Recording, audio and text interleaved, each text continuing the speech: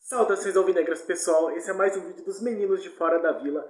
Eu sou o Danilo, vindo aqui para continuar o assunto de ontem e falar de mais algumas outras notícias que aconteceram aí nesses últimos dias com o Santos Futebol Clube.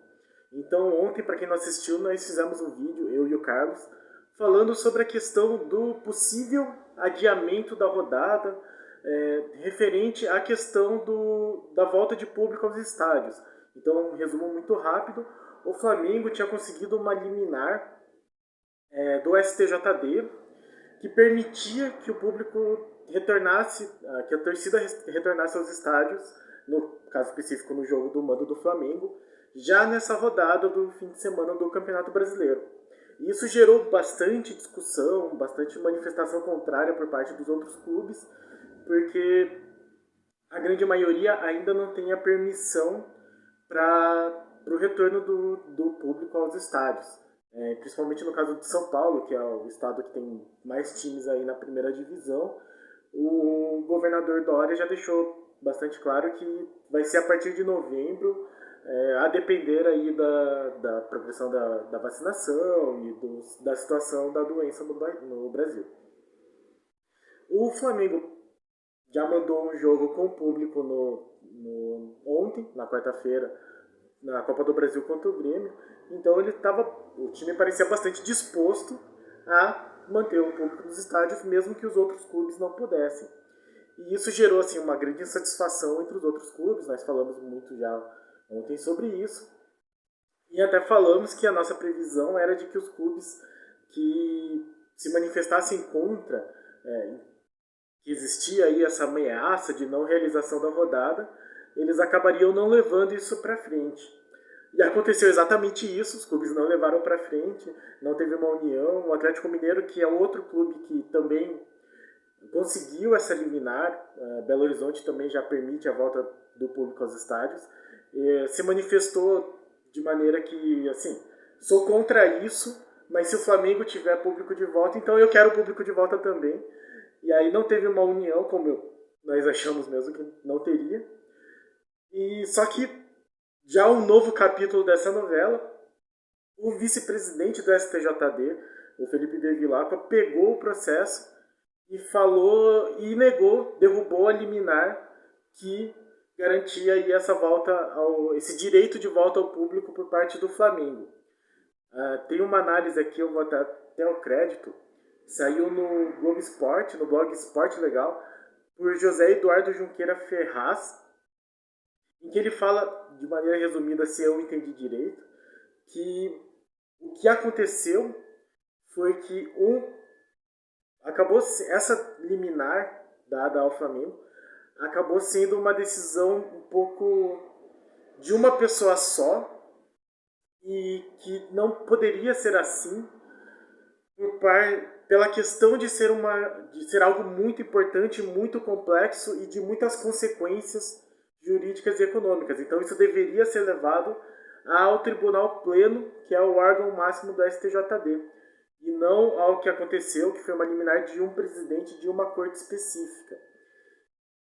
Então, em uma instância superior, que seria, no caso do Tribunal Pleno, na figura do vice-presidente Felipe Bevilacqua, a questão acabou sendo tratada como algo importante e que só vai ser discutida com mais profundidade no dia 28 de setembro, que é quando está prevista a próxima reunião. Então, teremos rodada como prevíamos. A princípio, o Flamengo não vai ter público no estádio, porque a liminar foi derrubada. E aí ficamos no aguardo dos próximos capítulos dessa novela. Vamos ver o que vai acontecer. Eu acho que ainda tem muita coisa para acontecer nesse caso. Eu não duvido nada, mas nada, que o Flamengo consiga de algum jeito voltar com o público no estádio antes, mas por enquanto, hoje, quinta-feira, 5h30 da tarde, o Flamengo não tem público nos estádios. A rodada segue normal, então o Santos joga 9 da noite, sábado, contra o Ceará, sem público no Castelão. Certo? Outros assuntos que eu gostaria de falar é a questão do Tardelli. Todo mundo já meio que tá sabendo, mas o Tardelli, de maneira bizarra, eu comentei no pós-jogo, o Tardelli foi ameaçado por torcedores, a gente falou também ontem, acho, sobre isso, depois da eliminação contra o Atlético Paranaense. É bizarro porque o Tardelli jogou muito pouco tempo. Não é como se a culpa da derrota do primeiro jogo fosse dele, se a derrota nesse jogo fosse dele. Não faz muito sentido o que a torcida fez, ou, enfim, o que essas pessoas fizeram, né? Não vou aqui chamar de torcida.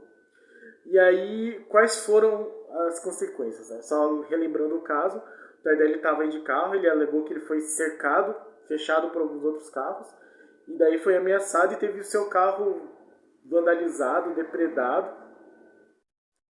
E, enfim, algo bastante perigoso, algo temerário, algo que nunca deveria acontecer. E aí o que aconteceu? O Tardelli foi acompanhado por um policial até o hotel, gravou um relato, está nas redes sociais falando da situação, registrou um BO, a polícia de Santos instaurou aí uma investigação, um inquérito para ver o que aconteceu. Então tem o boletim de ocorrência, tem o inquérito instaurado e hoje, aparentemente, segundo a Gazeta Esportiva, a torcida jovem ajudou a identificar 3 dos agressores de Diego Tardelli. Vou dar aqui o crédito, o Lucas Mussetti. Ele foi cercado, teve o carro depredado e a Polícia Civil já se manifestou, e o Deco, presidente da torcida jovem, falou que os agressores agiram por conta própria. E eles eram, de fato, do quadro da torcida jovem e o Deco, presidente, falou que eles serão expulsos do quadro associativo. Aqui cabe uma questão assim que eu acho que seria interessante de se discutir, mas provavelmente vai ficar para um próximo vídeo, sobre a questão das torcidas organizadas. Eu já fui muito defensor das torcidas organizadas, porque eu acreditava exatamente nisso que a torcida jovem fez agora. Que a torcida organizada, ela poderia, se realmente organizada, identificar melhor as pessoas que cometem esse tipo de crime em nome dos torcedores. De fato, foi o que aconteceu, então eu acho que é uma possibilidade sim, que uma torcida organizada, bem instituída, de fato organizada, consiga administrar os seus membros de forma a ajudar com que ela seja simplesmente para os fins de futebolísticos, não de dentro de campo, mas de festa de torcida, que eu acho que é a função original mesmo da torcida organizada. É que, assim, depois de um tempo, a visão que eu fiquei de torcida organizada, até por conviver assim, com algumas pessoas, é que, eu não sei, alguns deles veem a torcida organizada mais como uma gangue do que propriamente uma entidade para torcer pelo clube. Então, me dá a impressão que assim, algumas pessoas da torcida organizada torcem mais para a própria torcida do que para o clube em si. Então você vê casos, por exemplo, de 2 torcidas organizadas do mesmo clube brigando entre elas, que é uma coisa que não faz sentido nenhum na minha cabeça. Então, assim, eu acredito que as torcidas organizadas têm muito potencial para agirem em prol do clube e de todos os torcedores organizados ou não. E essa ação da torcida jovem mostra exatamente esse tipo de ação, que é o que eu acho válido. Independente de... É que é absurdo, assim, você não pode concordar com uma agressão, principalmente ao jogador de futebol, mas a qualquer pessoa por causa de futebol. Assim, não é cabível a agressão. Nada justifica uma agressão por futebol. Nada, absolutamente nada. Mas eu tendo a ver que muita gente pensa desse jeito e acaba sendo muito comum em torcidas organizadas pessoas que pensem desse jeito. Então eu parabenizo aqui a atitude da torcida jovem nesse caso e espero que siga assim, proibindo esse tipo de ação que acaba prejudicando todo mundo. Né? O próprio Tardelli falou que ele está preocupado com a situação do Santos. Ele fala que vai conversar, enfim, com a diretoria e não sabe se continua. Eu entendo tudo isso. Eu acho que ele vai acabar ficando, porque, porque a diretoria também acabou se posicionando assim, de maneira a se manifestar contra esse tipo de atitude, que tem que ser assim mesmo. Eu achei que a diretoria ainda é um pouco omissa.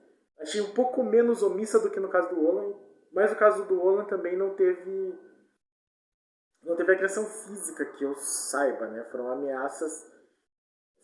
mais ameaças do que efetivamente chegar e depredar o carro do ex-treinador. Então, assim, é uma situação complicada.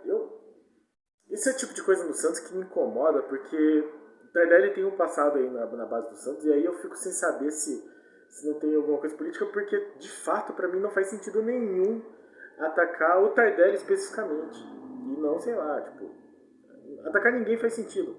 Mas eu consigo pensar em outros jogadores ou dirigentes que poderiam ser mais alvo de protesto do que o Tardelli, até pela situação.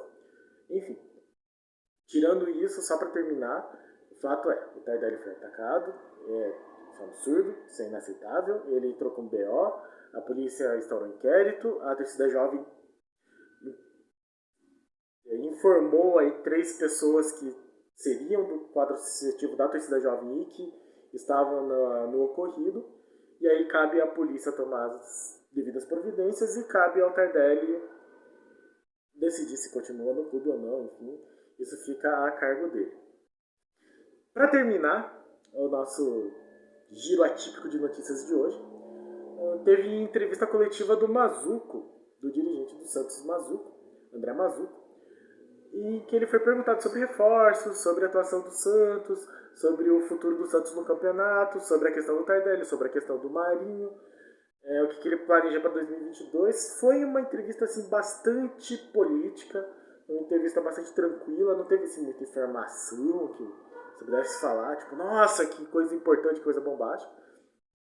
Eu achei que acabou sendo uma entrevista meio vamos falar, mas não vamos falar muito. Até porque, assim, foi padrão. Foi uma entrevista padrão.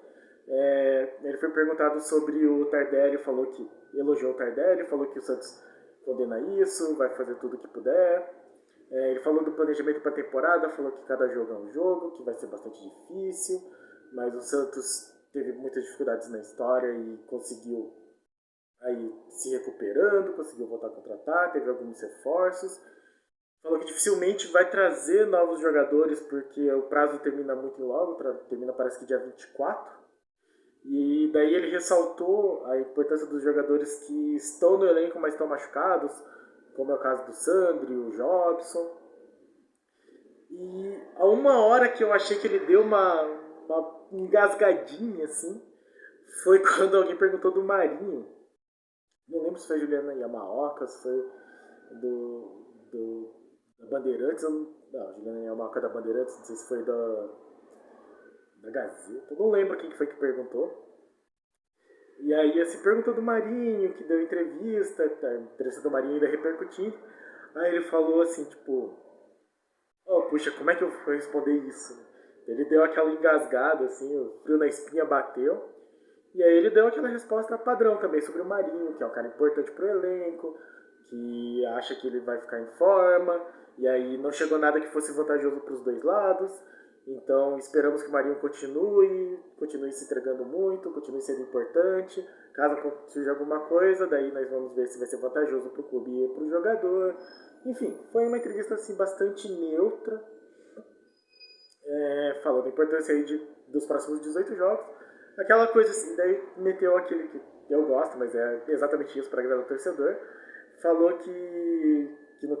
acho que perguntaram assim, se ele tinha, acho que não foi inveja a palavra, mas como que ele via trabalhar no Santos enquanto os pares dele, os colegas dele trabalhavam com muito mais condições em times como o Flamengo, Atlético Mineiro, Palmeiras. E aí ele falou que é uma honra, que é uma felicidade muito grande para qualquer profissional, seja dirigente, seja jogador, de estar no Santos, porque é o Santos.